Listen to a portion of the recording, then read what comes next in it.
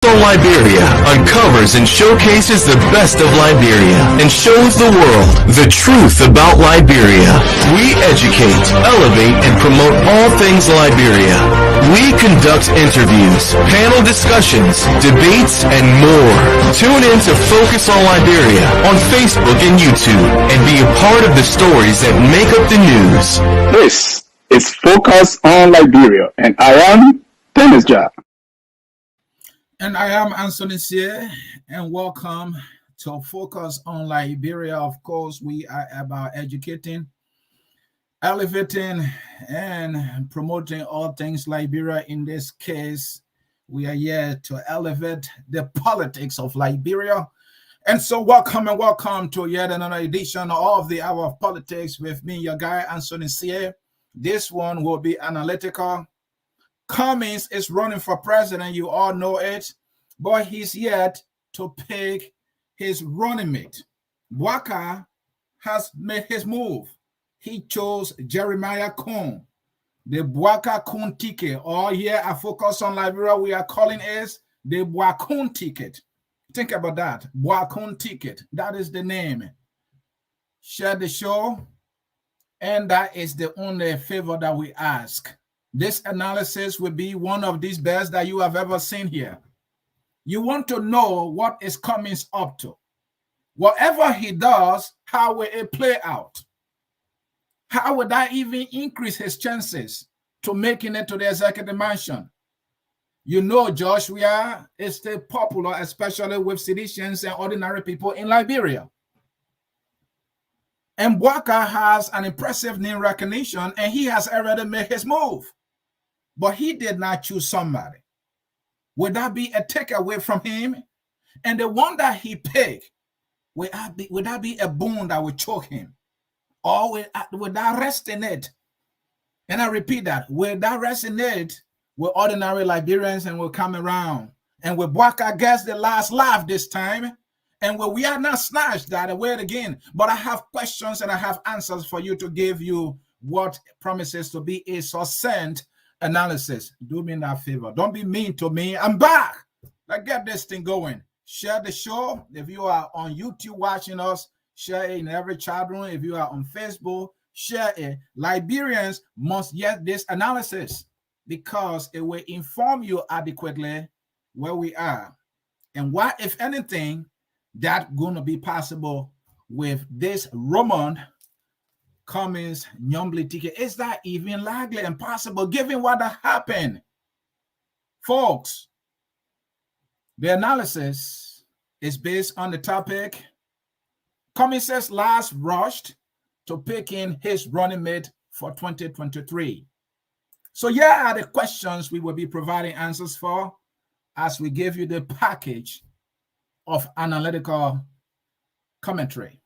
Number one, the Waka's failure to pick Senator Nyomble Kankan Lawrence for running mate create an opening for Cummins? Or is that opening going to be for Tiawan Gonglo, who is also in the mix? I will be providing succinct analysis as an answer to that question. Number two, what is bad, if any, and what is also good, if any, about the Waka Kun ticket or the Wakun ticket? Are there things that are actually good about this ticket that Joseph Waka has picked?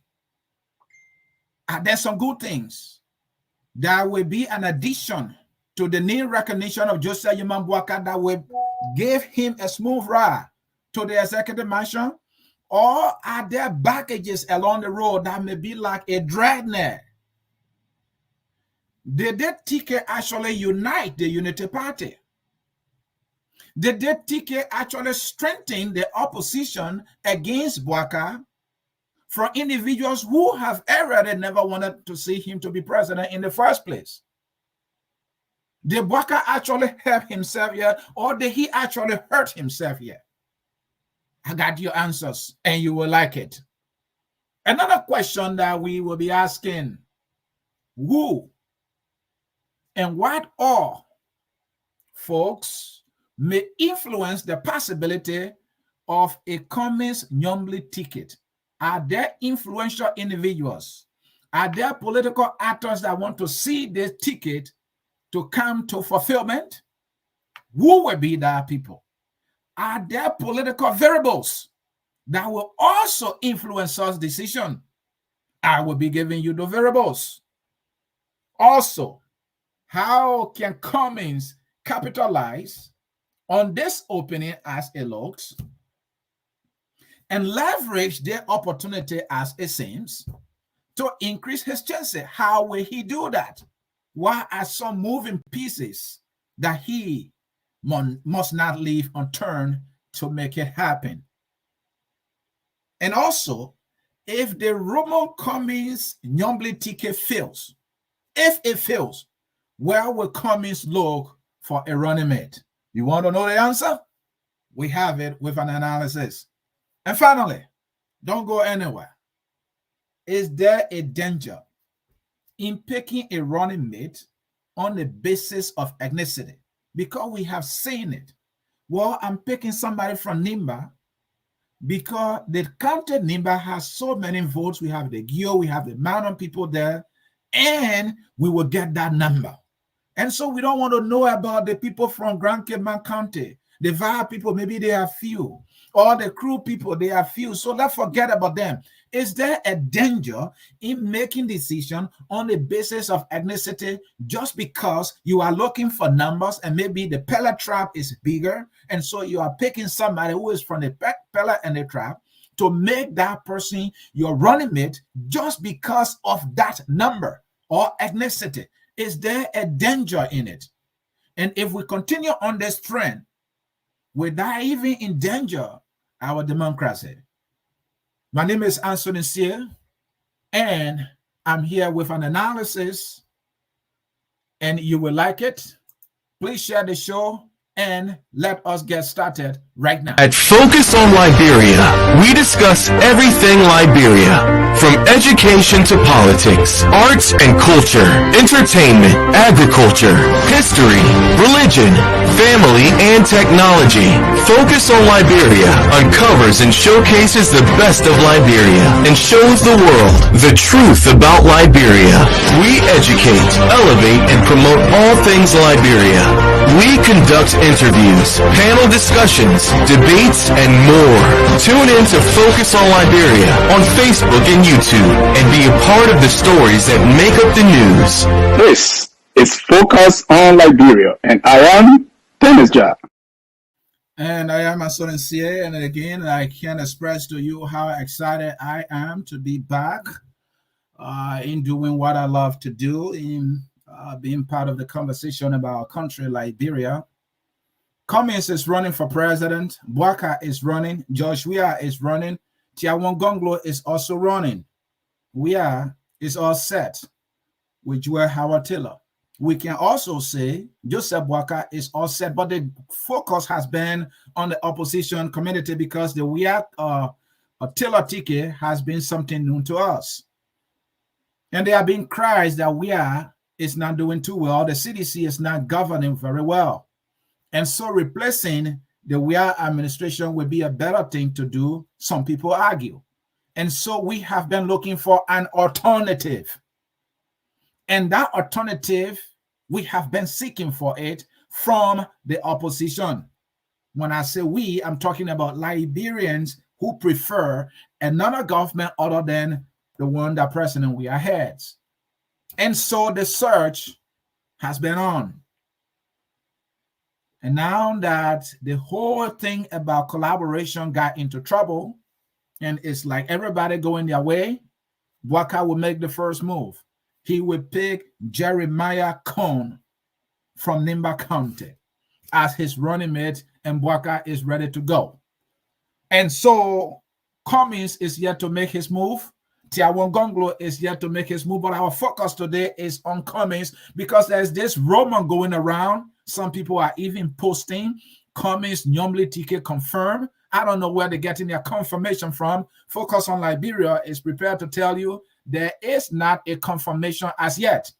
We can only report to you there has been conversation that started between the Nyomli side and the Cummins side. Yes, Cummins is thinking, is talking to Team Nyomli for them to make a team to go into the election. But nothing has been confirmed yet. But serious discussion is ongoing. And so the first question is, did Waka failure to pick Nyomli for running mate create an opening for Alexander Benedict Cummings? All depends on who you talk to. But more than likely, one might be tempted to say yes, an opening has been created. And why do we say an opening has been created? Was Nyomli the best that Waka could have chosen? And he did not? And so that makes it an opportunity or an opening for either Cummings or Tiawan? Somebody may say yes. And why is that so? Why is the ticket that Waka has chosen not a better ticket to get into the promised land? Many are saying Kun is from Nimba, Tiawan is from Nimba, Tiawan is running. So the Nimba vote will not be in one basket anymore. It is a divided vote. So Waka move will not give him the maximum amount of votes that he would have actually wanted from Nimba County. In the case of Wea, when Senator Prince Johnson supported President Wea, now President Wea, when Prince Johnson supported Ellen Johnson Sirleaf twice, the Nimba vote was not that divided, because there was not a presidential candidate, at least in the second round, from Nimba County, because Prince Johnson tried in 2005, he didn't succeed, and he put his weight behind Ellen Johnson Sirleaf, and he did it again, and Ellen Johnson Sirleaf will go and win. But in this case, we will have a Tiawan in the race. And so Peking Kun, who is also from Nimba, Tiawan from Nimba, it means that the Nimba votes is divided more than ever before. So Waka is not going to get as much sufficient vote as he would have gotten if Tiawan were not in the race. So people are saying that is not the best move. But the thing is that, what opening are we talking about here? Some people are saying Nyomli is a senator from one of Liberia's largest political parties, the Liberty Party. We are aware of the division in the party. But again, what is a reality is that the Bassa people will always vote more for the Liberty Party, as we've seen in previous elections. And now that Waka was purged, many people had anticipated that he would have chosen Nyomli Kanka Lawrence. Waka himself sufficiently gave us hints that he was leaning in that direction. And so everyone was in anticipation of such decision from Joseph Waka. Whatever happens for which he has to change direction, I'm not sure many people on the outside are prepared to listen to that. What people wanted to see, given what Waka has demonstrated, is a picking of Nyomli. He was seen with Nyomli at many events. At some point, Waka was number 9 jersey, Nyomli Kanka number 6 jersey, and they were moving. And Stalwarts of Unity Party have expressed openly that that has or will be or could be the best ticket. They have loved that ticket. It was all good. In fact, that ticket was loved by Henry Pedro Costa. That ticket was also loved by Bernard Ure, 2 individuals from the ARP that have been supporting Mr. Waka from the get-go, even in the CPP. And so how could Waka have gone against these actors who have stood with him and go the other route and drop in Senator Lawrence along the wayside. And so our politics having some attachment in terms of ethnicity, the Bassa people are like, what? You give us hope that you have picked our daughter? She has done everything. She fought with you. She stood with you. She went against others because of you. For this hope was inspired. The possibility was floated, and that this would have happened.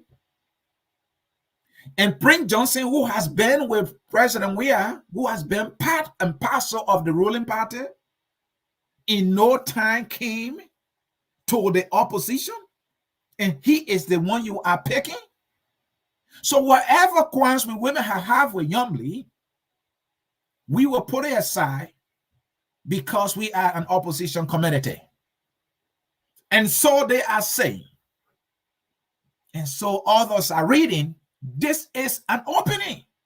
One reason being the Nimba that Waka has gone is divided, or the votes will be divided between Nankun, who is being supported by Prince Johnson, and Tiawan Gonglo, who is an excellent son of Nimba County. A son of Nimba County that the Nimba County really cherish. And Tiawan is from a Gonglo, family that is highly respected in Nimba County from what I know. The last time either Gonglo well participated, she netted significant votes. So the near recognition of the Gonglo families is impressive in Nimba County. And he is a son of Nimba running for president. So I think Moses blood came from Nimba County, if I'm not mistaken. And he was vice president. And so I think the Nimba people have produced 2 vice presidents, if I'm not mistaken. So I'm not sure they want to settle for vice president. I don't think they will be excited about a vice presidency. But hey, maybe not. Because others are saying this might be an opportunity for us. Because Waka, given his well-advanced age, no wishing of ill will for our edited statement, but life happens. And why, if life happens, should they be successful, Kun will become president? So we can't dismiss the fact that there might be some Nimba citizens who might be seeing an opportunity here. But truth be told, with the division, when I'm talking about division, that Tiawan will snatch significant votes from Nimba because he's a son of Nimba, might minimize, that possibility for Waka. And so the better place, some people believe Waka should have gone, given that he has built this history with Yumley. They fought together in the CPP. And to have just dropped her along the wayside took a lot from Waka. There are some Unity Party folks who are not excited about this ticket. The Waka tag team is yet to congratulate this ticket. All right. And many people, in fact, Nyomble did not attend. Dillon did not attend. Benny Naira did not attend. Costa did not attend. Costa has been blunt. That look, Mr. Waka, if anything, truth be told, Costa did everything propagandistically to promote the candidacy of Josiah Waka. He insulted people. Every chance he got, he went viciously against anybody who stood in the way of Waka. He used all his propagandistic skills. He went out of the way with anger and insult of all the political leaders to see this Waka standing. And Costa was clear. Pick me or Nyomble or pick tier one and I will support the ticket. And Waka has gone against that and chose somebody Costa considers as an individual who sells human parts. And in his post, he said, on no condition will he support that ticket.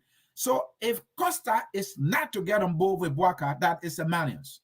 Just as if Nyongli decides to not go with Waka, that will also be a malus.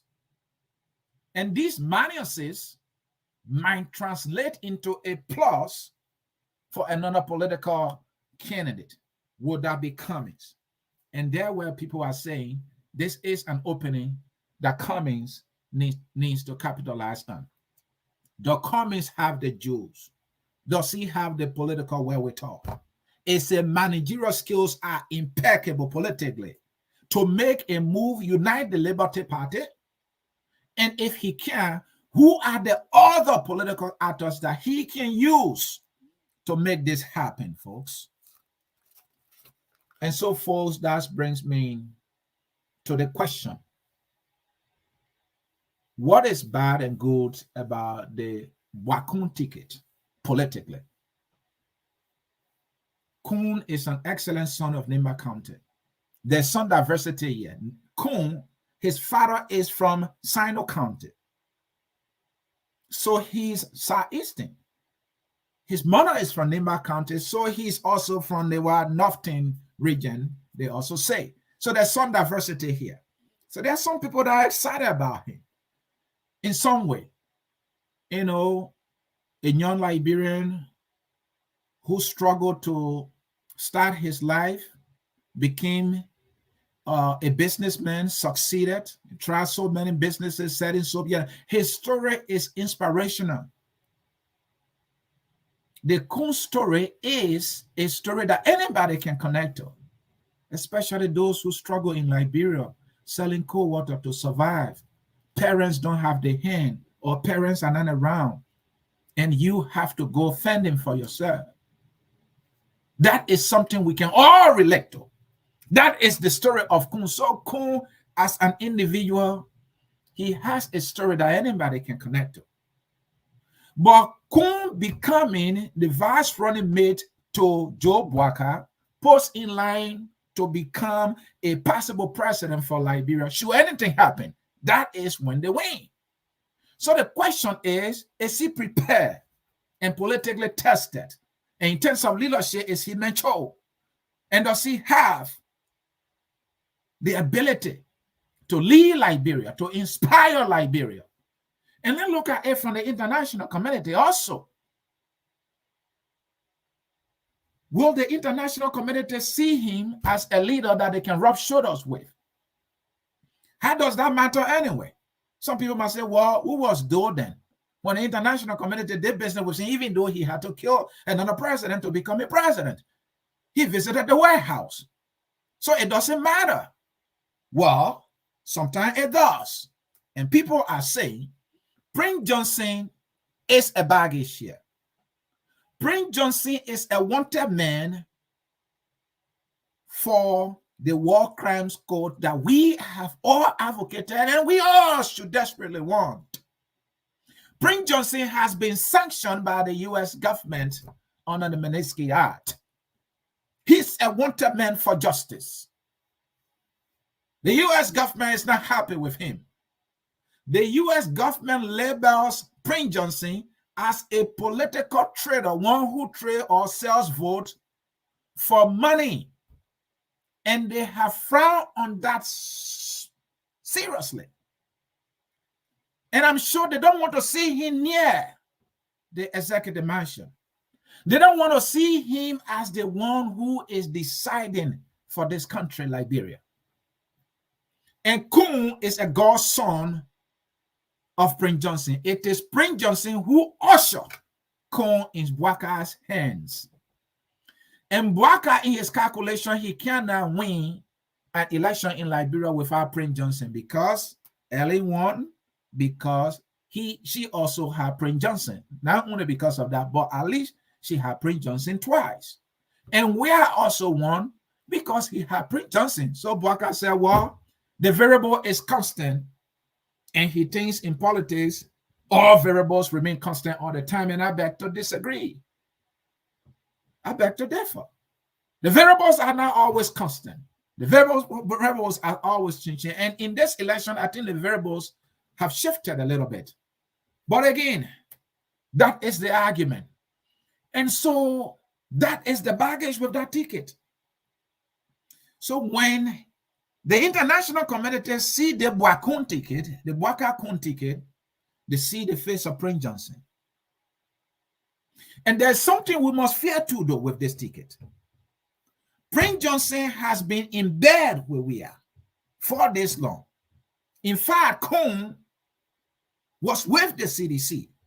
How come Waka, an opposition guy, who labels we are as a boy who cannot do a man's job, want to do business with somebody now who has been where we are? Cummins and Prince Johnson have been where we are. Did Waka put some thoughts in this? This very Cummins fought the Unity Party in Nimba County for the senatorial seat and got the backing of CDC and was snatched that seat from the Unity Party.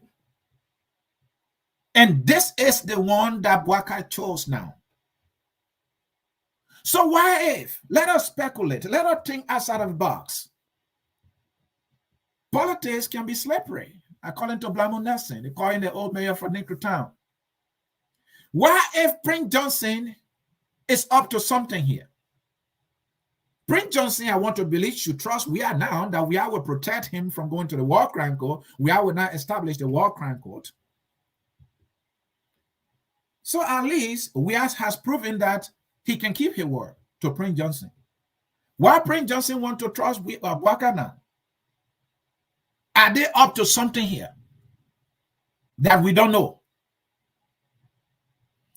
Did Waka made a decision because of money? That Cummins has other money. How much money does Cummins have that is so much sufficient enough for a possible to run in a national election? Because our elections will always go to second round, at least in the last 3 elections, right? So more than likely that may happen again because he's still popular, Waka is popular, Cummins is right there, Tier 1, 2 will pick some votes. No one might likely get that 51% or 50% plus 1.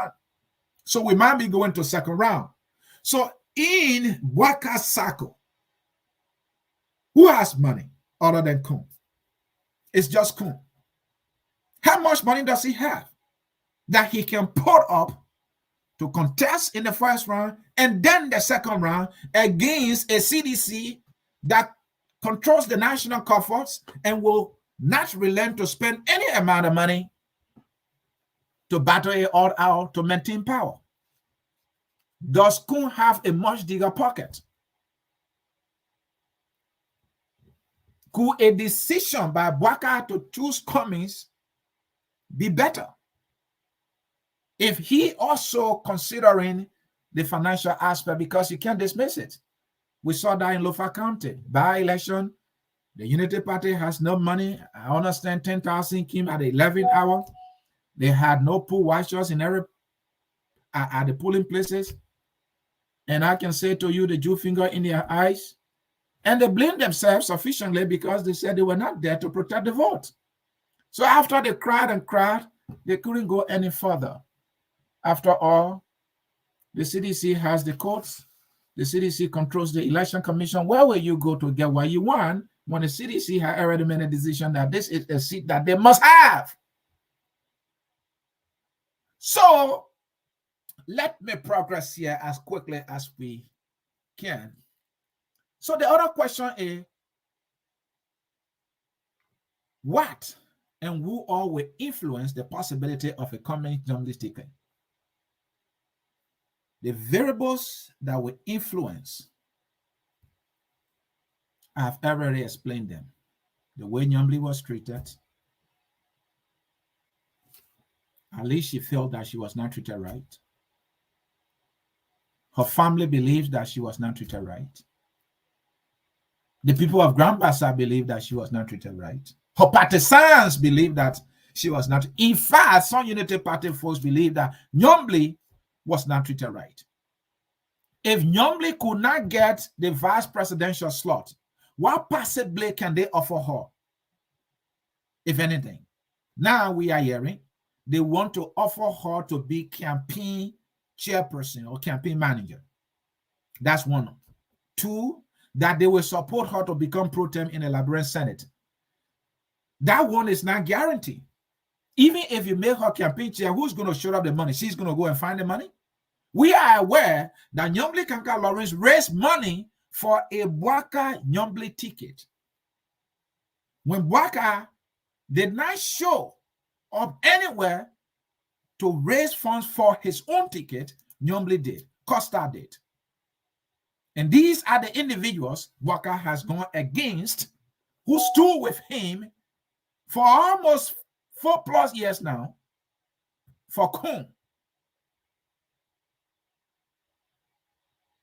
So how can Nyombli believe that which was possible just got snatched out of her hand just because Prince Johnson shows face at the 11th hour, and she will trust this very Unity Party to give her what they don't have? The pro tem position is not for anybody. Individual senators will vote who to be, and it's based on lobbying, and it will come to money.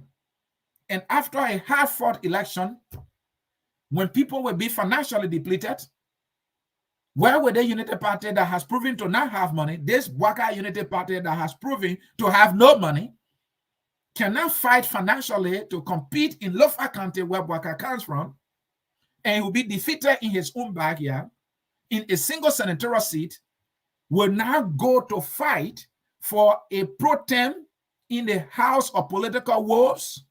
Where would that money come from?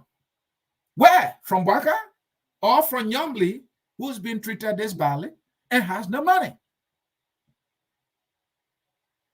It's also been rumored that Nyombli bought some cars to make this thing possible. And yet, Waka did not make the move in Nyombli's favor. So if you look at these variables, more than likely, Nyombli will want to swallow the old wounds, the fight between her and Bility, than to swallow this one that is so fresh, the one that she least expected. In my own time of South Stand, they said the breeze that can disgrace the chicken is the one that comes from behind. She least expected this. And so when that happens, one might want to bite back politically. So these are the variables that might influence the possibility of a Cummins Nyombli ticket. Now, another possibility that may influence that is Cummins' own move that he's going to make. He needs to be a big man. He needs to be aggressive. He needs to be robust. He needs to be decisive. And he needs to be proactive and pragmatic to unite the Liberty Party and tell his man Musa in the face that this must happen. As we hear, Musa has agreed, according to front page report, that well, we can bury everything, and then Nyombli can be once Mr. Cummings decides that I'm okay with that, according to report that we are getting. Focus on Liberia has not reached out to Musa, but front page is reporting that Ali Musa has agreed if that Cummings makes that decision, he will accept it, and that they can reach some form of reconciliation in the party. So that is another possibility that can influence the decision. Now, I ask the question also, who all can make it possible? That is the big one. Individuals can also make it possible. Number one, Ellen Johnson Sirleaf. She is the go-to person when it comes to politics, local politics and international politics in Liberia. She is the eyes and ears of the international community for Liberia, politically speaking. Oku Sen reaches out to us. People in the donor community, they will reach out to her.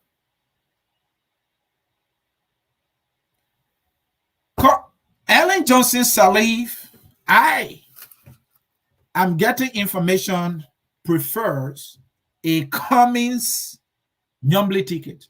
Mind you, Nimba is a goddaughter of Ellen Johnson Sirleaf.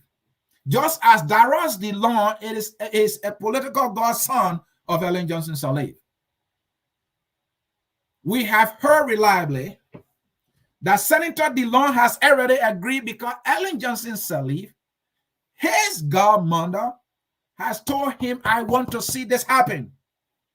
DeLong is now giving Nimba the chance to process her decision. But he has indicated to her that, my dear sister, this is the way to go. The way you were treated was so much unfair. We put so much on the line. We fought so many battles to see this happen. And for this to have been given to somebody who showed face from the ruling class at the 11th hour does not smell well for us. We can't be treated this way, more so when they have nothing to offer us at this time. That which we wanted anyway is the one being offered by the side that has money. And Ellen has no love for Waka. And many of you know it. Ellen would rather settle for a weir again than a Waka. Period. And she's clear on that. And she has been Joseph Waka's nightmare. Joseph Waka knows it, and Joseph Waka has not recognized it. He knows it, but he's yet to recognize it, that death is like a dead end for him. And so he has been of no help to himself in any shape, in any form. Ellen would rather settle for weir other than a Waka presidency. She can't swallow it. And so she is on the move as we speak, talking to Nimba, has already concluded with DeLong, and now telling DeLong to ensure that Nimba agrees. And if you look at the variables, and if you look at these people that Nimba cannot easily say no to, she cannot easily say no to DeLong, she cannot easily say no to Ellen Johnson Sirleaf. And though she prosecuted Alexander Benedict Cummins in the CPP on freeware allegation, but I'm not sure there is any bad blood between them. If there is any, it's through a proxy, Musability, who has been, supporting Cummins and were prepared to do anything legalistically or politically to see a Cummins presidency. So to bury any hatches between Nimba and Cummins should be easy. In fact, let me inform you, from the get-go of the CPP or Ellen Johnson Sirleaf, we are hearing from sources that was the suggestion of Ellen Johnson Sirleaf anyway, from the beginning. And Nimba was not inclined to agree at the time. And DeLong follows her. And Ellen Johnson Sirleaf and Musa are also close. So if you look at all these individuals, these are the political allies of Senator Nimba Lawrence. Waka has never been her ally. Never. Prince Johnson has never been her ally. Never. These are her allies that are now telling her the way you've been treated, this is the way to go. And so, more than likely, this rumor may be something that we hear. And Cummins is so much looking in that direction to make it happen because they have a convention that's coming on very soon in just about a week. And they have already announced to the Liberian people that they will announce their running mate during that convention. So they are doing everything right now to see that deal, to seal that deal. Whether or not it will be done, we shall find out. But we can report to you there's serious conversation going on. Nothing has been confirmed yet. But the fact that Ellen Johnson Sirleaf is insisting that happens, and the fact that DeLong has agreed and has talked to Nimba from what we're hearing from sources, and is giving Nimba to make her own decision, and the fact that United Party, through Joseph Waka, has done everything to bring us nothing but disgrace, I don't think that is the place she wants to go. She feels that she will be further humiliating herself politically to do so, for they have absolutely nothing to offer her.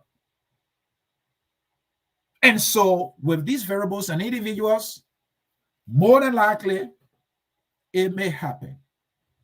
And so the next question, folks, if the Roman Cummins Nyomli ticket fails, where will Cummins look for a running mate? So let's say this whole team fails and falls apart and it doesn't happen. And if for any reason it should not happen, it would be more so because of this vicious fight that happened in the Unity Party between Nyomli Kaka Lawrence and Musa Belete, where they went to courts. And I think a recent report, I think Musa won the 2 cases at the Supreme Court.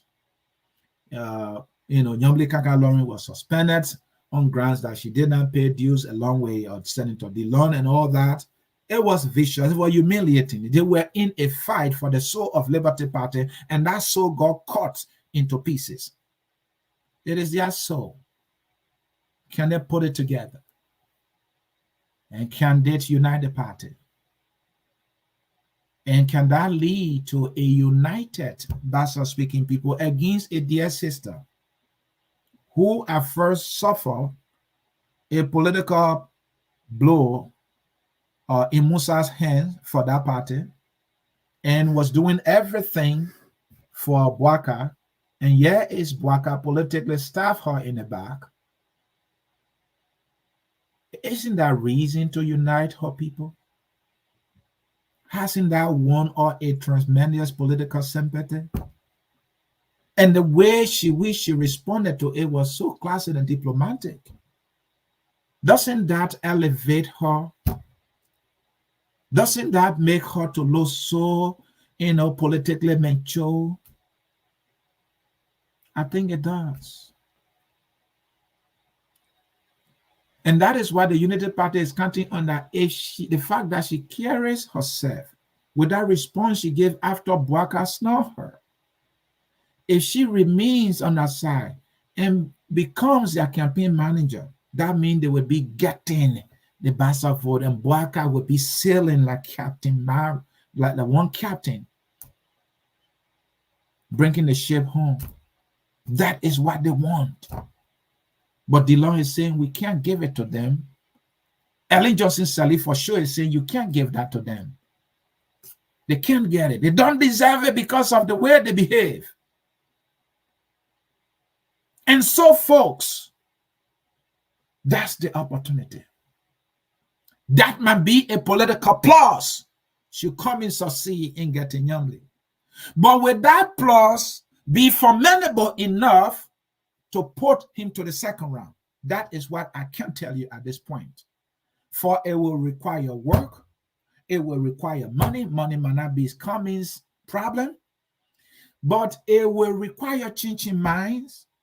It will require Cummins and Team Cummins and every hands on deck to fight. A man more than likely required maybe a tier 1 getting on that team to make it happen. It may require everything. And whether everything will be enough is something I don't know as yet. For the name Waka has surpassed. No matter what you think of Joe Waka, his name has surpassed. He, like Nyomli, has won a tremendous sympathy because of how President Weah has governed the country. With the sweeping poverty in the country, Liberians are weary and tired and hungry every day, counting light poles, prices in the roof, government officials being insensitive, flashing luxury and living in opulence in the faces of poor people who elected them and insulted others for them. And they chose Weah over Waka. And Weah is the guy who is keeping them hungry and in destitution. And so the name Waka is like, okay, maybe the old man would have been better. But whether or not Waka has the leadership and whether he has the, the charisma as a leader, all right, to inflame the sympathy that he has in his favor, to drive the Liberian people through is something I can say with no hesitation. Joe Waka does not have it. He's not a pragmatic. He's not an enthusiastic leader. He's not a leader who inspires. His speeches are cold. He can't even run his own campaign. He's not, and ever has he been his own messenger. Never, ever in his life. But whether or not the Liberian people cared about that, that is another thing, but it would be a plus if he has. And so he has relied on a lot of Costa, who will do his own style propagandistically and insulting others. But somehow that kept the Nimba guy's life.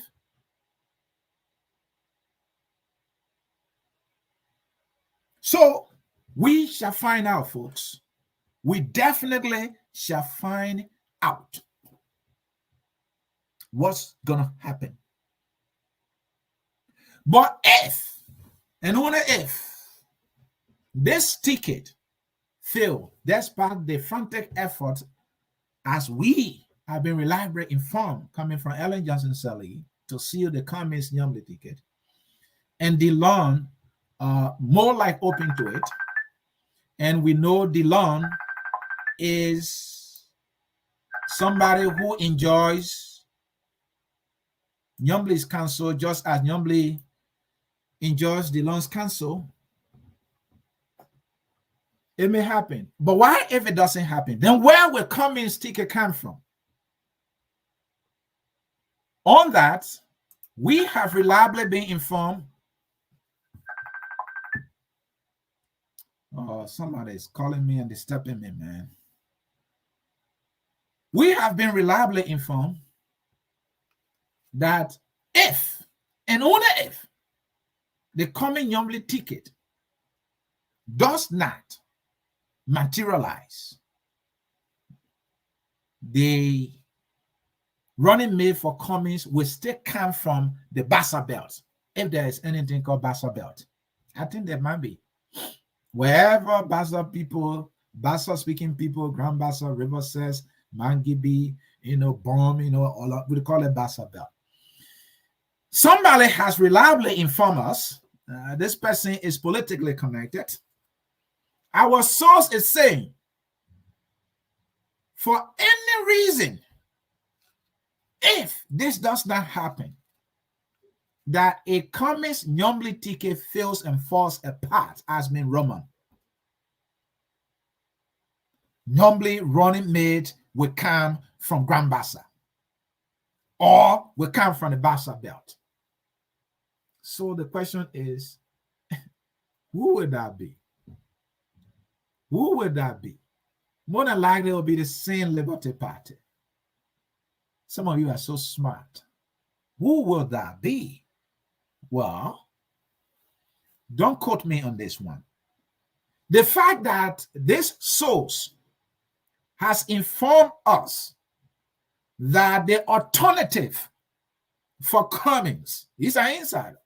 He said the alternative for Cummins, if and when the Cummins Nyambly ticket fails, that alternative will still come from the Bassa belt.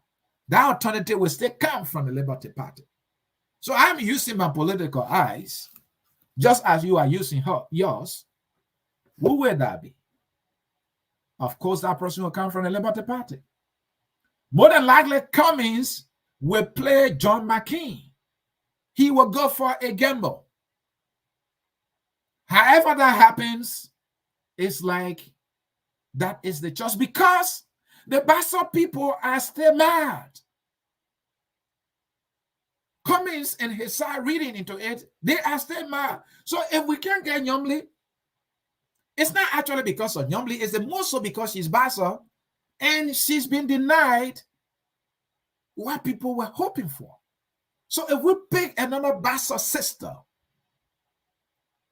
then we will get the Bassa people on our side. For sure, we can get Nimba. We will take some. Now Waka will take some. And mind you, I think according to the election record, I think Cummins can tear in Nimba County. And at that time, I'm not sure. Yes, I'm sure now. Musa Belete was not supporting Cummins at that time. And Yombly Cummins came, I think, 4th in Nimba County. So he got some votes there. And now that Musa Belete is running for the House of Representatives in Nimba County, will be campaigning for Cummins, that might be an increase in the votes for Cummins or of Cummins in Nimba County.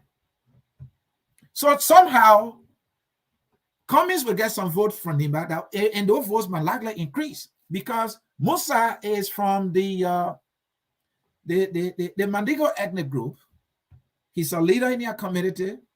I'm not sure that all of them agree with him or love him, but the solidarity is there. Musa has done some work in Nimba County, as we all know. And so he has been preaching that he's taken Cummins to Nimba many times. I mean, a few times, I should say.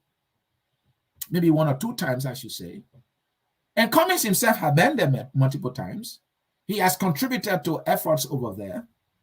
And so he will snatch some votes too, because he will have Musa as his ears, his eyes, his point man, and his campaign guy in that place, who will take the name to every nook and cranny in that county. And so when Cummins snatched some votes from them, and now that he will not be able to get as much as he would have loved, right? Now, he said, well, I'll get small from them, and now I will want to get as many votes as I can from the Bassa-speaking people. So in the case I don't get Nyambli, the Bassa sympathy, the Bassa solidarity is created against Joseph Waka. I will pick another Bassa-speaking woman or a daughter of Grand Bassa County, and I will stay, more than likely get sufficient votes from the Bassa people. My understanding that the Bassa-speaking people might be what, maybe the 2nd or 3rd largest ethnic tribe in our country. And so I can only say, if Nyambli can be picked or does not agree, then Cummins might likely settle for Charlene Bronskin. I'm not sure what's going to happen, but I'm telling you, these are the conversations we have been informed reliably from our sources that may happen. So this is now focused on Liberia confirming anything to you. We are only sharing with you information we've been given reliably and doing an analysis. So the politics is on, folks. And so finally, before I open the lines for you to contribute, because many of you hear things that sometimes we do not hear from family members who are close to some of the political actors, the phone line will be open very soon. Now that we have emphasized a little bit about this ethnic variable in our elections, and this is across the world, it's not only Liberia.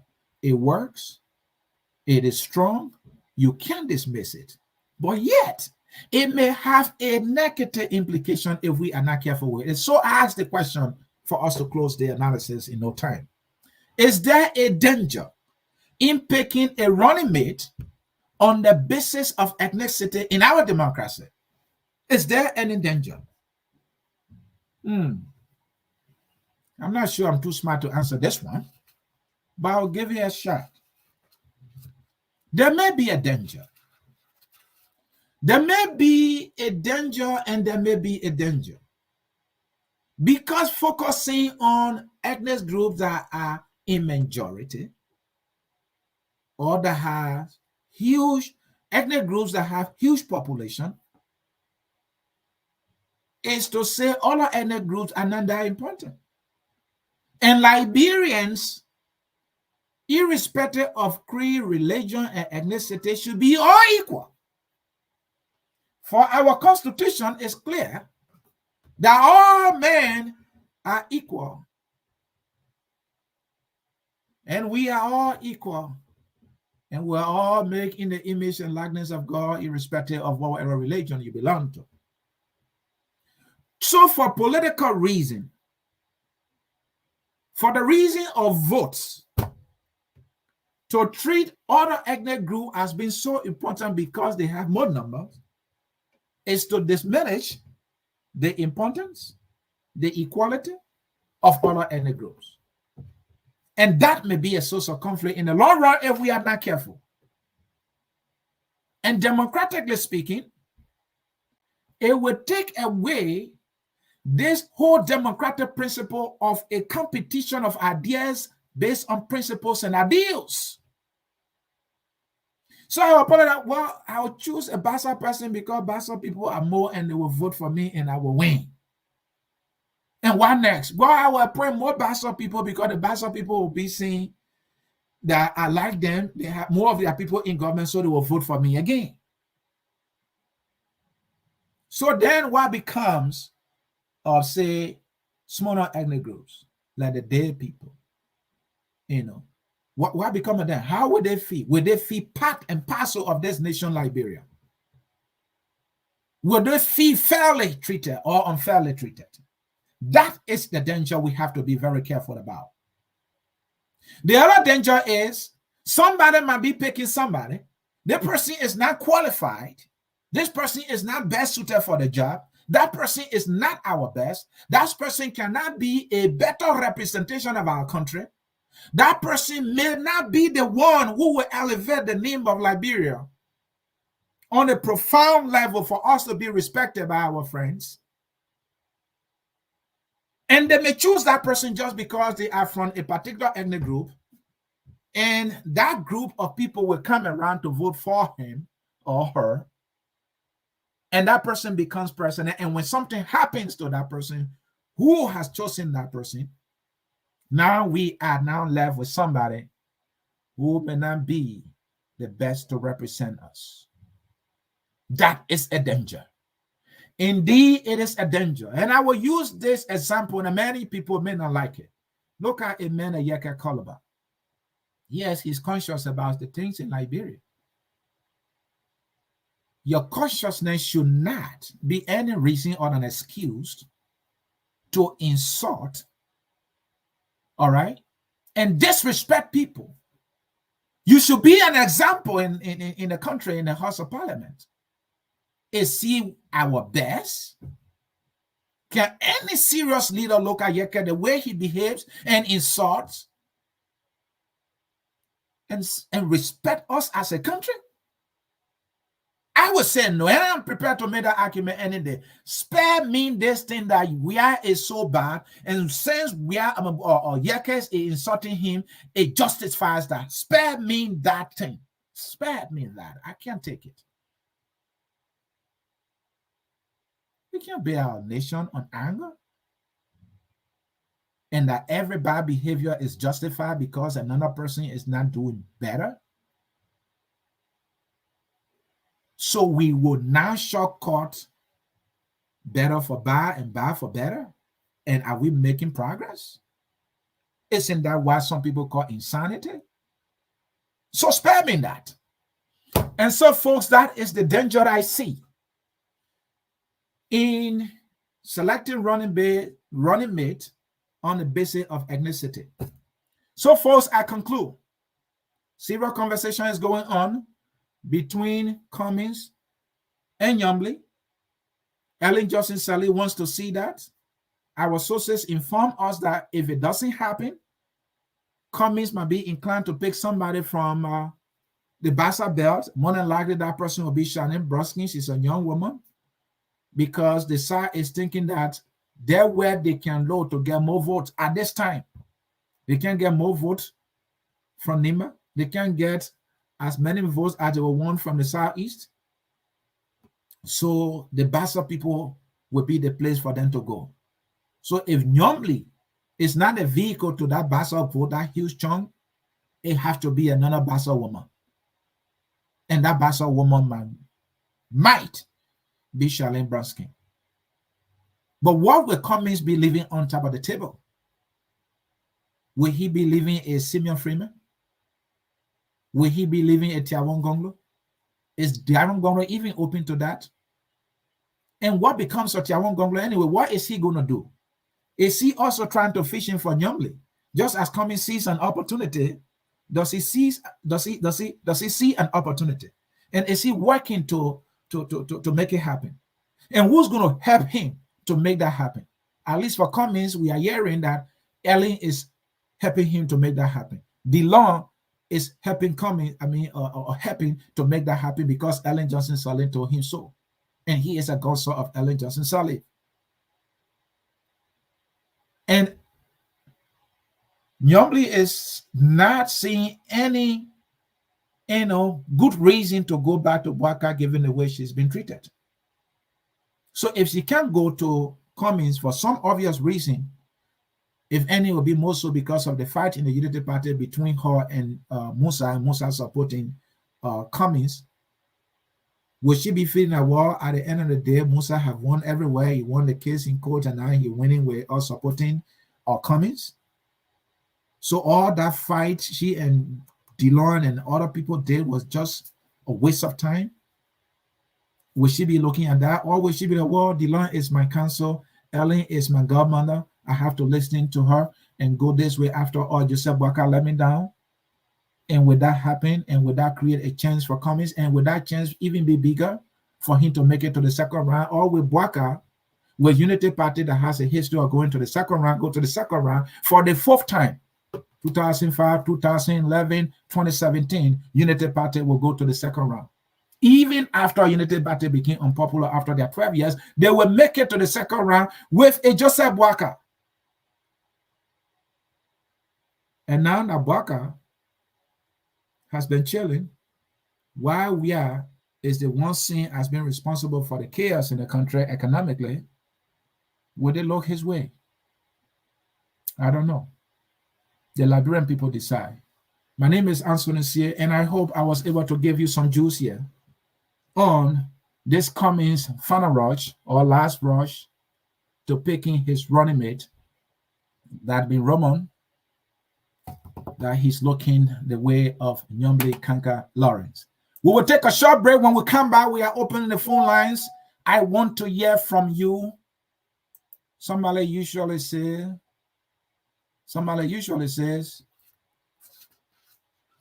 you should speak now or forever hold your peace. A short break. When we come back, the phone line will be open for you to participate. And let's take that break right now. At Focus on Liberia, we discuss everything Liberia, from education to politics, arts and culture, entertainment, agriculture, history, religion, family, and technology. Focus on Liberia uncovers and showcases the best of Liberia and shows the world the truth about Liberia. We educate, elevate, and promote all things Liberia. We conduct interviews, panel discussions, debates, and more. Tune in to Focus on Liberia on Facebook and YouTube and be a part of the stories that make up the news.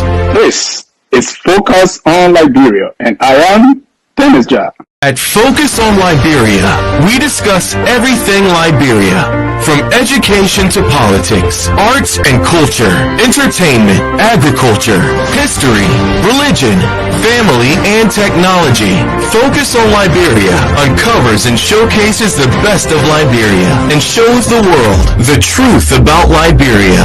We educate, elevate, and promote all things Liberia.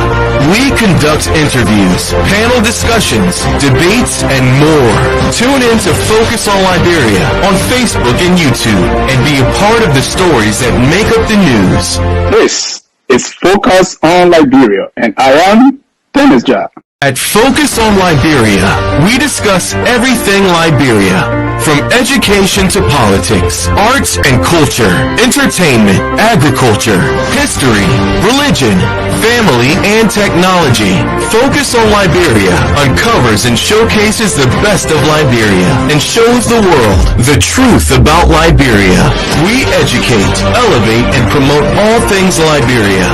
We conduct interviews, panel discussions, debates, and more. Tune in to Focus on Liberia on Facebook and YouTube and be a part of the stories that make up the news. This is Focus on Liberia, and I am Dennis Jah. And I'm Ansony Sieh, and I'm back with you in continuation of the Hour of Politics. At this time, we have opened the phone line for you to call in and participate on the discussion, the analysis that you have heard. We hope we were able to do our best to provide something meaningful for your time. Again, folks, the phone line is open, and if you want to know that phone line, I'm posting it right now in the Facebook and YouTube feed for you to participate. It's on the screen right now. Call the number 605-313-6004 and enter the code 791403 # to participate. We want to hear from you. We want to give you some time to talk and speak your mind. So, folks, the number again is 605-313-6004, and do not forget to enter the code 791403 # to participate. The number has been posted multiple times in both the Facebook and YouTube live feed for you to have the opportunity to participate, and it's also in the Strolling text below, and it's also on the screen. And folks, if you are just joining our course, this is the Hour of Politics here at Focus on Liberia, hosted by me, your guy, Ansony Sieh. I'm back, and you will join me to talk politics, because politics has the power to shape the destiny of any nation, positively or negatively. And if you don't participate, the bad guys might decide your fate and you will not like it. And then spare me your cries when that happens, okay? So it's your time to speak, and I'm waiting for you to speak. So while I wait for others to call, and if they're not calling, maybe they think, okay, this guy here, maybe he nailed the thing, right? So what is there to talk about? Hey, folks, you are smart enough to always give me the G's. I see my dear sister Glendy here from the G's Talk. What G's you got, Glendy? Let's read some comments here as we wait for callers. JMB JKK is a great ticket. The person say Joseph Yeman Waka and Jeremiah Cancun ticket is a great ticket. Let's hear from the man Prince. Keep telling yourself that. I don't know who he's talking to. Let's hear from Philip Morris. Waka is just, if not worse, than Josh Weir. That person writes. Prince Dolly writes, you are not saying the truth, my dear. The Nimbayans will vote for JMB and Jeremiah Cone. That is the person taken. We respect that. Who knows what's going to happen, my friend?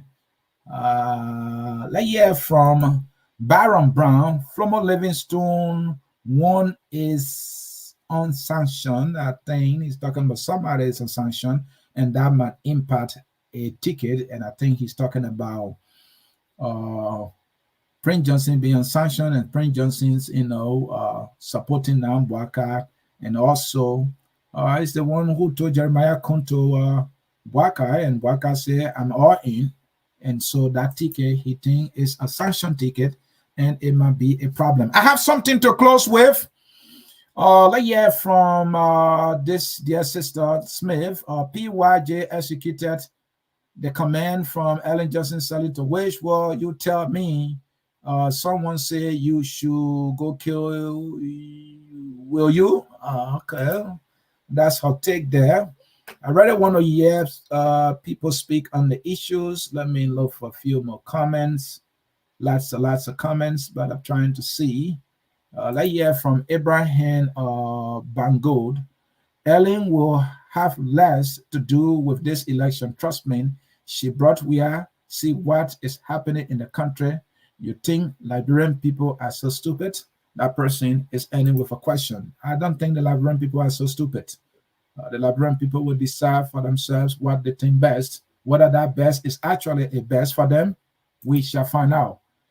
Emmanuel Bro, good afternoon, Ansony. As always, I'm watching from Minneapolis, Minnesota. Yeah, this is my home state. We share the same state. All right, let me go to the phone lines. Let me read this one from, that is Melvina Wallace, I believe. My thought is, why is it that we kept hearing Liberians want unity? Now that they are trying to unite, they are crying no. Nyomle Kanka Lawrence should go with ABC. I am confused with the minds of Liberians They seem to be double-minded, as the scripture states. A double-minded man is unstable in all his ways and is good for nothing. That writer concludes. Let's hear from Kafumba Soare. Our politicians are giving more leverage to ethnic variables. Sad. Let's hear from John T. Howard, talking to Lawrence here. Liberty Party is in confusion and they are divided, so GMB couldn't take the race to choose her, but the delay for the court process, that is an explanation why Waka will not go Nyombli's way. Let's hear from Helena and Ansony. We have to deal with all we can to get we are out of power. He does not deserve to be our president. He is a cheat, a corrupt and wicked president. He leaves the Liberian people hungry and in darkness, she concludes. Let me find more comments. Jean David writes, so just how Nyomli Kanka Lawrence protesting against GMB, can Musa Ability and his group downplay Cummins too? I believe that is a question there. Let me see if we have a caller. We do have one. Let me raise the volume here. Bear with me. I think we got one. Harrison, you are live. Let's hear you. Yeah, thank you, Anthony. So for me, I just find, nice analysis, anyways, great analysis. Yeah, but I found it a little bit difficult to believe that Cummings was waiting for, Joseph Waka to maybe nappy Mr. Lawrence, and then for him to start chasing after her. I really find that hard to believe. I think the analysis is probably going to be wrong in that direction. I think he already has the script, and the country's going to be surprised. And because stability once said that when the pitch is announced, the ground in Liberia is going to shake. So I'm waiting to see. But again, I find it really difficult to believe that Mr. Cummings is waiting for Mr. Waka to miss out on Miss Lawrence for him to start chasing after her. I really found that difficult to believe. But Harrison, why you find that to believe? Because you see, Nyombli and Waka were on the other side in the CPP, isn't it?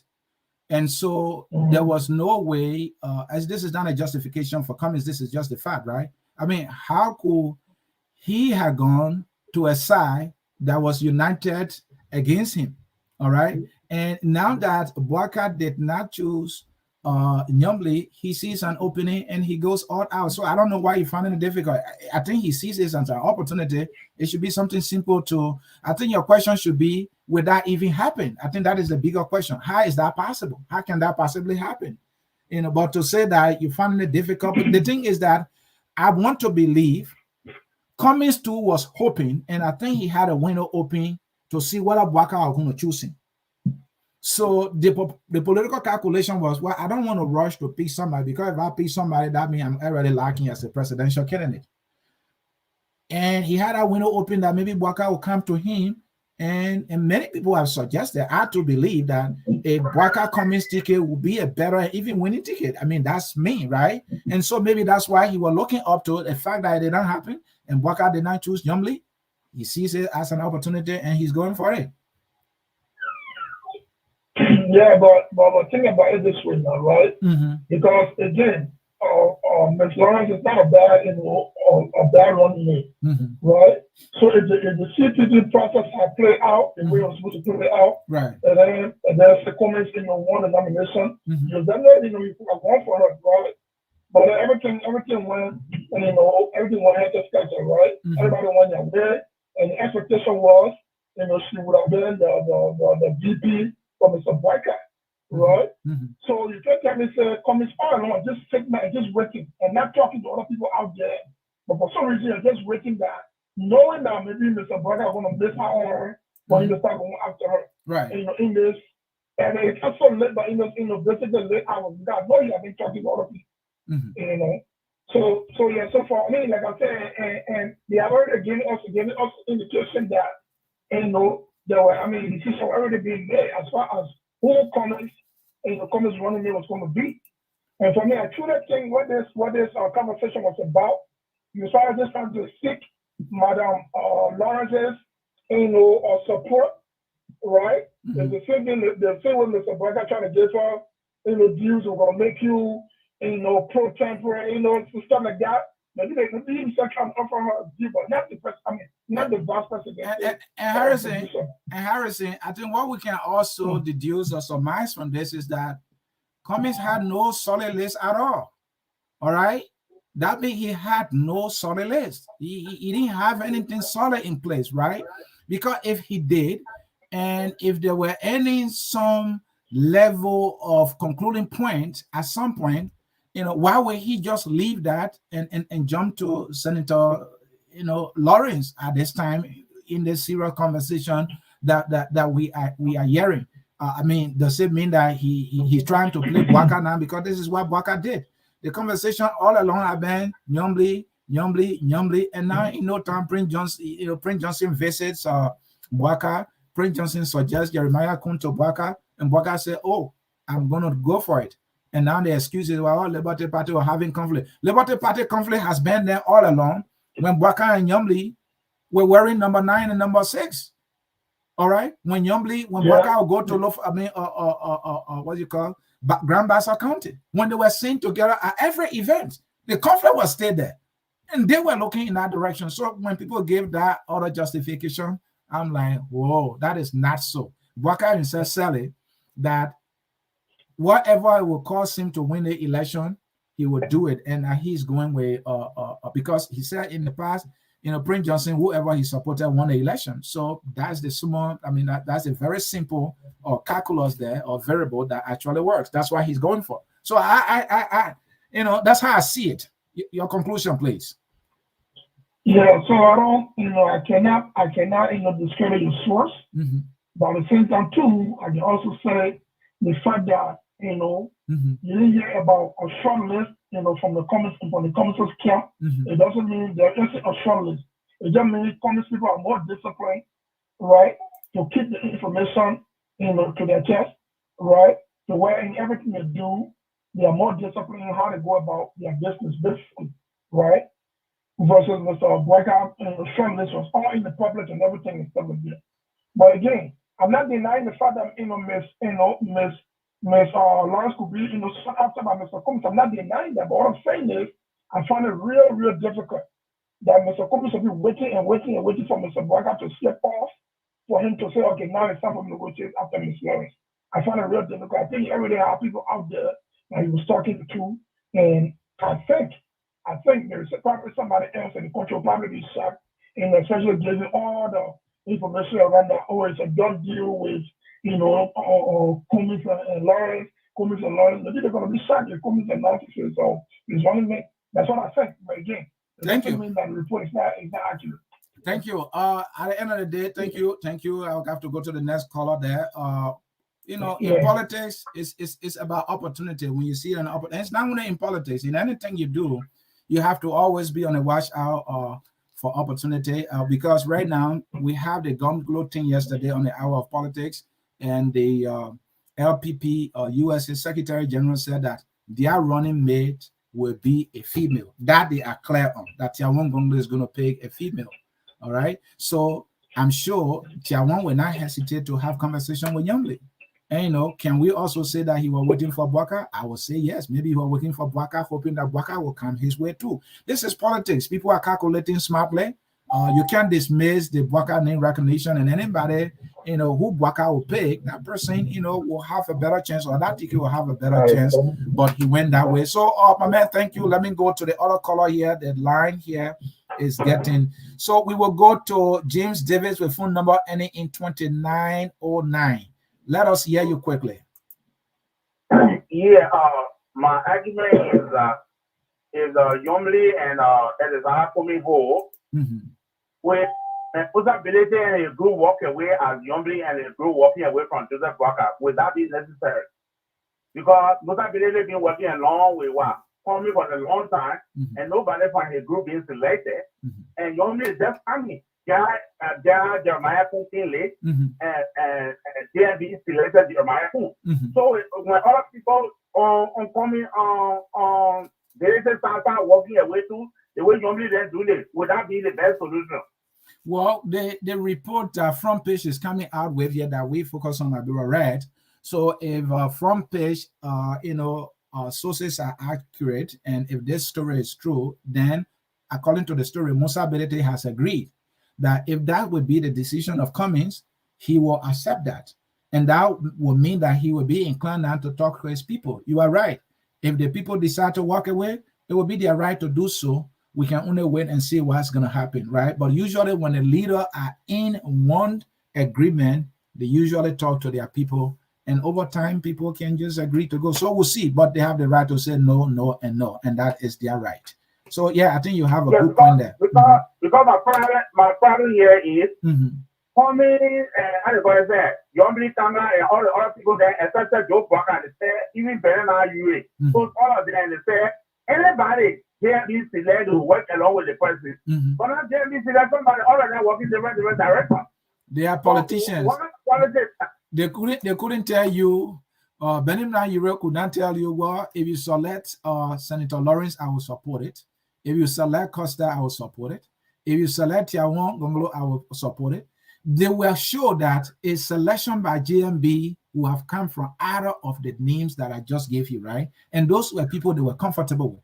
The least expected, because at the time they were making those statements, Jeremiah Kun was not in the picture. You have to get this. This is the truth. Kun was not in the picture. Prince Johnson was never in the picture. The person they didn't prefer was Cummins, all right? And Cummins, was like on the other side. So when they said that anybody, that they are politicians, so when you're speaking, you got to pay attention. They will say anybody, but that anybody is somebody they will prefer. That's what they're saying. You know that. You are mature enough, but, you're taking them from their words literally. You will be fool, and you know how to play this game. Costa was clear on that I told Waka to choose me. If he can, for any reason, choose Yombly or choose Tiawon Gonglo, you have my support. Anything other than that, what's his name? Costa went after even Jeremiah Cohen and start calling the man somebody selling human parts with no evidence whatsoever. And giving all that he said, and we know this guy Costa, the way he talks and insults people, right? Is he gonna, because he's disappointed right now. He's not happy with Joe Waka. He's silent. We have never seen Costa this silent, this no. This man be eating his soul up, just as maybe it's happening to Yombly Kanka Lawrence. The people want to fight back. This is politics. So, my brother, that's it. Your conclusion, please. Yeah, my conclusion is I consider that the professor because Cummins and it happened Cummins is like Yombly. It means that that can mean the picture of the same way too. What other people are doing. To be from foot to foot, and people being with Cummins. And other people were against Cummins. And the people that were against Cummins from foot to foot, that the same people coming on selected. So most of the parties went before a part because they might not like the idea. You have a point.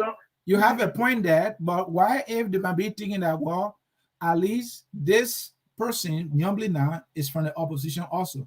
Whereas on the other side, the person Joe Waka chose, Jeremiah Kun has been with the CDC. Prince Johnson has been with the CDC.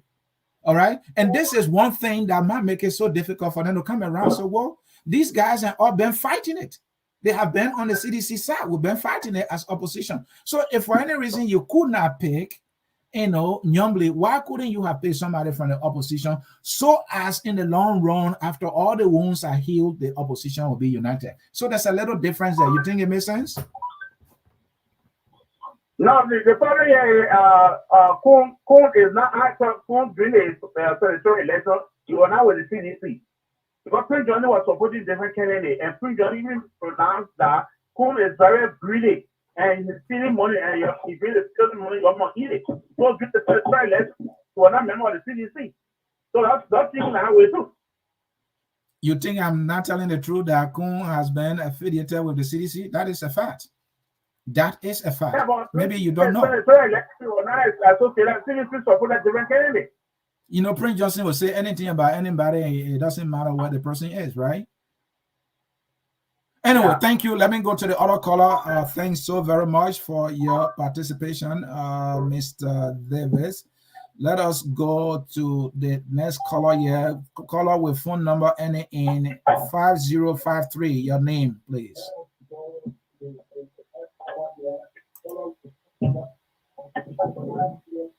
Hello, can you hear me? Yes, go ahead. That's Dave. Oh, hi, I'm Lawrence. I'm calling from Canada. Yeah, go ahead, Lawrence. You're live. Yeah, what I wanted to say is that most people, when they're looking at the positive impact, of selecting a running mate. But what I would like to say is that in not selecting a particular individual as a running mate, you should also look at the negative effect. So, for example, Yumbi Kanga has been with Waka for all these years. She's committed everything to use of Waka, right? And she supported him all through, and she made it publicly clear that she was running to be vice president. That's not a secret. So, in rejecting Yumli, that negative impact far outweighs the positive impact of selecting Jeremiah Kuhn, because Jeremiah Kuhn just came about 3 months ago. Right. Besides, he wasn't part of the original collaboration, right? And he hasn't been there for the past 3, 4, 5 years. So even if he has sought Jeremiah Kuhn's support and chosen Yumli Kanga, even if Jeremiah Kuhn has ran as a presidential candidate for MDR, Jeremiah Kuhn will only be seen as a candidate candidate. He could win Nimba or get proposed to Nimba, but nobody looking at Jeremiah Kuhn as a national candidate winning nothing. So Waka could still have gotten over to the second round and could have gotten more votes from him as well. So the negative effect of not choosing Yumli Kanga outweighs whatever he was for Nimba candidate. Because Kuhn was never ever going to have more votes than he did at the end in the first round. And do you think, Emerton, do you think that this move, as we are hearing that Cummins is up to, is the best he can do at this point in time, given what happened? It may not be the best move, but strategically, it creates chaos, right? And let's be frank, Cummins sees himself as an underdog. So any kind of chaos now in the camp of Unity Party works in his favor. Even if Yumbi Kanga in the end does not accept to be his running mate, but all these things that are happening now, Johnson Sirleaf went back and forth, create this trust between even the Yumbi Kanga camp and the Unity Party camp. They're actually going to go right back there. So there's chaos. And that chaos works only in the favor of the underdog. If you are the candidate who is ahead in the opinion pool, you don't want that chaos in your camp. You have all these people on your side. So let's look so at Cummins has nothing to lose here. There's only brother who's having something to lose. Let's look at the international political flavor of this. Prince Johnson is now well liked by the international community. At least we can say for sure the U.S. government that sanctioned him, accused him of vote trading, right? And they don't want to see him being a huge player in our ballot politics. Now is the one who have suggested Kuhn to boycott. And then we also know Johnson Sirleaf is the one, and I'm telling you without any hesitation that is the go-to person for political leadership in Liberia from the West. And I can also say to you, our sources say Johnson Sirleaf is supporting Cummins. And so, and we just heard recently what the U.S. ambassador said. Don't you think that may be a manus for this Waka Kuhn ticket that focus on Liberia has named Waka ticket?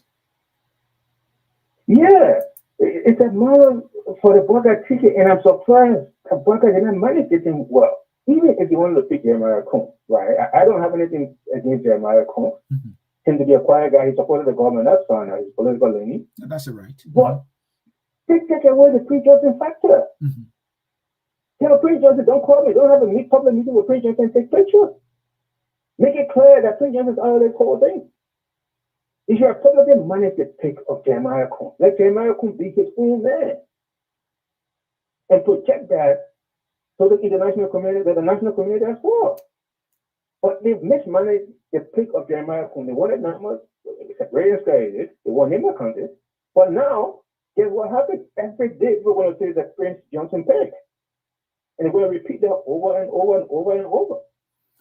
But on the other hand, this is the very Prince Johnson. He has not changed here. He is the very Prince Johnson that supported Johnson Sirleaf twice, and she won. This is a very Prince Johnson that supported George Weah once, and he won. And the very international community, was right here. In fact, during the Ellen time, the international community indirectly, they have problem with Prince Johnson supporting Ellen Johnson Sirleaf. And now you were saying that, well, if Waka wanted to do it this way, it shouldn't have been open. Well, Prince Johnson support to anybody must be open. It must be known to the people of Nimba that there he is, because they always listen to him, right? So if he does not give any open endorsement, how will they know that this is where Prince Johnson wanted to go? And then, I mean, that's the only way it could have been done, right? Could it be done in secret for the Nimba people to know where Prince Johnson is? Yeah. So because you're making a very salient point, but remember that when during Ellen's time, Prince Johnson wasn't sanctioned by the Treasury Department of the United States. During George Weah's time, Prince Johnson wasn't sanctioned by the Treasury Department. In fact, look, at some point during his regime, he became sanctioned. Do you know why George Weah had to distance himself from Prince Johnson? You think George Weah was crazy? He just got up one day and said, I don't want to work with Prince Johnson? Definitely there were pressure from the national community at some point. Those who have done pay to play. I believe he's done it before. But why do you think the CDC had to distance themselves? And not only Prince Johnson, from Nathaniel McKee, was a very good asset. Right. Even though he committed some issues in the government, but he was an asset. Right. To the CDC. So even they themselves, I realized that, look, we cannot continue in this direction because of the pressure, because now he's been sanctioned. So this is a different Prince Johnson.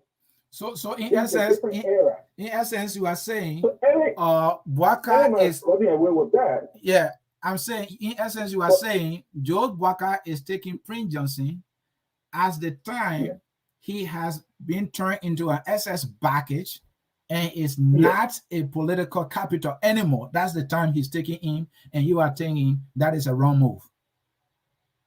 Yeah, I think it's going to backfire. I just think so. I think it's a wrong move at the time. It's going to backfire. If you take the wrong time, any might have gotten away with it, you are right, 100%. We might have gotten away with it. But given this time, my brother, and what's going on now, and the sanctions, and even the CDC, they had all the opportunity to go out. They were Prince Johnson. Right. They themselves don't even want to see with Prince Johnson anymore. He's an excellent package for the CDC, but go ahead. All right. Thank you. So Black Lives Matter is taking an excellent package, bro. It's not going to work for them. Well, we can only wait and see. This is politics. 3 times Prince Johnson decided he supported one. Why not this time? You are saying, well, this time, I think they got Prince Johnson. Quick clarification on something, right? Right. If you give me 1 second. People keep saying Prince Johnson supported that he wins. Let's look at it that way. Why is Prince Johnson a smart politician? He's not very smart. I know that. He won the best military practitioner in Liberia to survive all these crises. But why is Prince Johnson just been gravitating towards the winning side? What if? Okay. He simply gravitated towards the winning side. He's always he always went to the winning side. I never won an election in the country. Yeah, fine point. He always went to the winning side, and when he does it, he does it on time. He always went to the winning side. Could there be the winning side here? We don't know. But Prince Johnson knew that the wins were against the CDC, and Waka had a momentum. So he shifted. But what we also know, Emerton, what we also know, Prince Johnson will always run for the side that will be inclined to bring him bring the war crime code. He will always run away from that side. Absolutely. So could it be that because the way the CDC has rejected him, all right, and try to walk away from him, could it be that the CDC is saying, because I have heard from CDC that, look, if they win the election for the second time, that is the time they will bring the war crime code, they promise. And so maybe that is why Prince Johnson said, oh, okay, this is what you guys want to do. I'm always picking the winning side. I'm picking another winning side and will not be you. So we'll see what happens. Thank you. We'll see. All right, I think. All right. Let's take our last caller here. That is phone number ending in 5097 713 area code. Your name and where you joining us from. Caller, are you there? Caller with the name, I think Soma. Phone number ending in 5097. Please talk to us. Are you there? One more time. Caller with phone number ending in 5097. Are you there? All right. That caller might be busy on the clock and not paying attention. So that will conclude it for the calls. And this is what I'm going to conclude with here, folks. Will we even have this election that we're having all the noise about? Will we even have the election? Why are you sure, if you are, that we will have the election? Does the international community want to see or will be okay with President Weah to remain president if he wins? If the opposition is not strong enough to beat President Weah, then will the international community do anything to see that the elections are held or not held so as to deny President Weah the right to becoming president? Because what we know is that there has been absolutely nothing since the administration took over that has ever happened on time that's been planned to happen on time. I'm talking about constitutionally mandated responsibilities, one of which is election. Nearly every by-election announced in the country was extended, and the core reason has always been because of poor preparation and also money. We heard about the referendum. The referendum was extended because of the same money reason. Our government is broke and yet has its priorities completely out of order. And the other big one is the census. The census was extended over 4 different times, and the number one reason was money. It was a national responsibility mandated constitutionally that require funding, training of staff, and so many logistics to make that happen. That money was never available every time it was scheduled. That preparation was never in place every time it was scheduled. The logistics were never available every time that was scheduled. And so the census got extended and extended and extended. The legislature, the Republic of Liberia as a government, could not afford the bill to conduct our national census. That involved the counting of all Liberians and every other person in our country, and also other statistical data that we need in our country. Massive responsibility, mandated constitutionally. Could not be done in a period of 4 years because there was no money, poor leadership, and lack of preparation whatsoever. So if by elections, sometimes for just a single seat, will have to be extended and extended for money. Referenda had to be extended for money or lack of money. And census had to be extended, and we had to be begging and relying on international community to fund that census. And so because we got some funding from the international community, at long last we had to conduct the census 4 years later.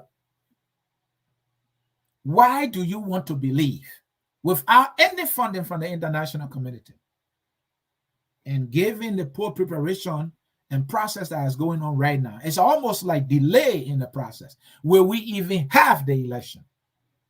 If for any reason the international community does not trust that the opposition that is more than divided cannot beat President Weah, and if in any case they don't want to see Weah maintaining power, will they decide not to fund the election so that we can default on the election? And if we don't have election, then we will not have a legitimate president? I'm asking questions. I'm not saying anything. I'm asking questions. Will that be an option? Is that an option if and only if they wish not to see President Weah to maintain power or remain in power because the opposition may not be able to beat him? Or will the CDC say, look, this election, we will have it because we have all the cards in our hand. Either way, we will make it happen for ourselves, and we'll find all the money. Whether the money is less, we'll do it any kind of way. Just as the census and other things being done, just any kind of way. And at the end of the way, at the end of the day, it happened. Whether satisfactory or not, they celebrated it as a victory. Will that be? I don't know. We shall see. For the opposition political actors, they are just there. They are only tested to get power. They are relying on the process to be conducted by the government they don't trust. They are just releasing statements and agreements that are not binding on themselves, least to talk about the very government that they are trying to unseat. And so, folks, it's just a thought. I don't know what's going to happen. Thank you for watching Focus on Liberia, our program, The Hour of Politics, and it's back. And the political season is gearing up. More to come. Folks, thank you. And thank you for always watching us here at Focus on Liberia, especially on your political show, The Hour of Politics, always brought to you by me, your man, Ansony Sieh. And you know we don't close any of our broadcasts here without playing the song, We Are All Liberians. And so, folks, we are all Liberians, and we know few Liberians who are running to be president. Cummins, Tiawan, we are, and Mr. Waka. Who would Liberian people choose? It's the Liberian people decision to make, and the benefit thereof, whether it will be, prosperity or poverty as he has always been, backwardness, darkness as he has always been, they will decide for themselves what is best with the candidates they will choose. Thank you for watching. Enjoy the sun. We are all Liberians, and we will catch you another time. Bye-bye, folks. We are Liberians.